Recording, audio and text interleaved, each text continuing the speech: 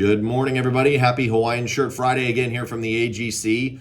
Really love getting comments about Hawaiian shirts. Hopefully some people are taking that back to their companies and having a little bit of fun on Fridays with mixing it up with some Hawaiian shirts.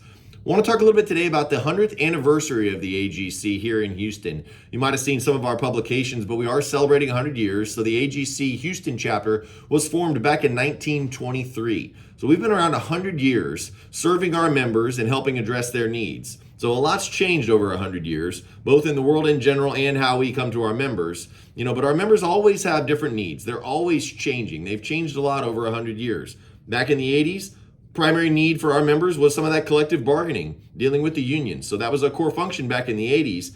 Nowadays, not so much because our members' needs have changed. So we don't do that nearly as much anymore as we used to back then.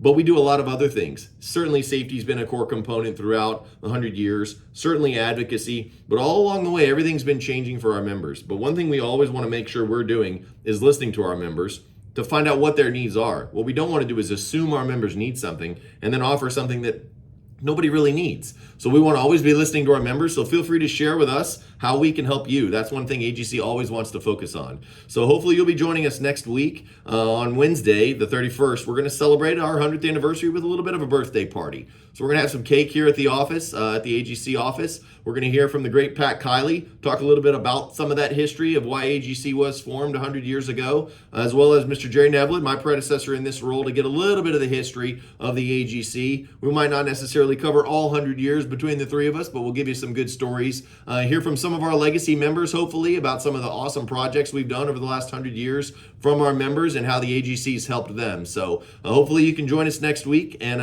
hopefully everybody has a great 3-day weekend enjoying the Memorial Day holiday. Take care, everybody.